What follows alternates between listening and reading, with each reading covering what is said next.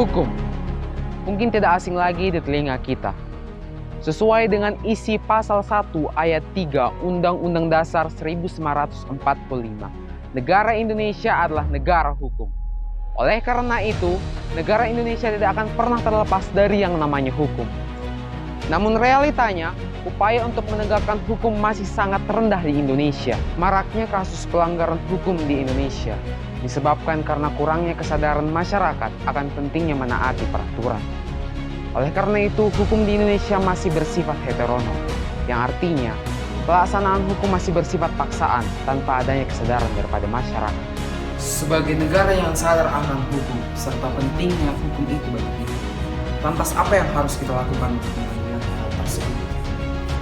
Saya, Irfan Betrando Banjarnegara dari Dabin 3 Sumatera Utara, siap untuk menegakkan hukum berkeadilan di masyarakat.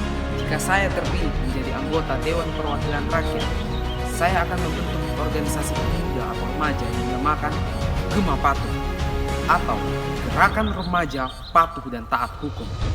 Tentunya untuk menjalankan operasional dari Gema Patuh ini, DPR akan menjalankan 3 fungsi seperti yang tertuang dalam pasal 20A ayat 1 Undang-Undang Dasar 1945, yaitu fungsi legislasi, fungsi anggaran, dan fungsi pengawasan.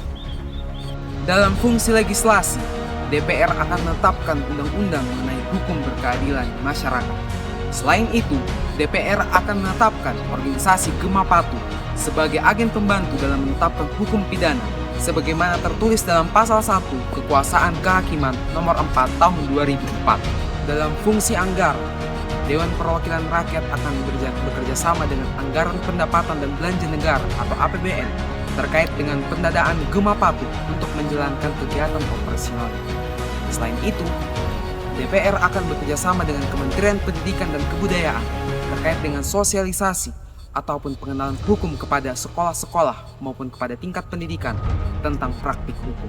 Saya sebagai DPR akan bekerja sama dengan Kementerian Hukum dan HAM atau Kemenhukam tentang penegakan hukum berkeadilan serta pengawasan.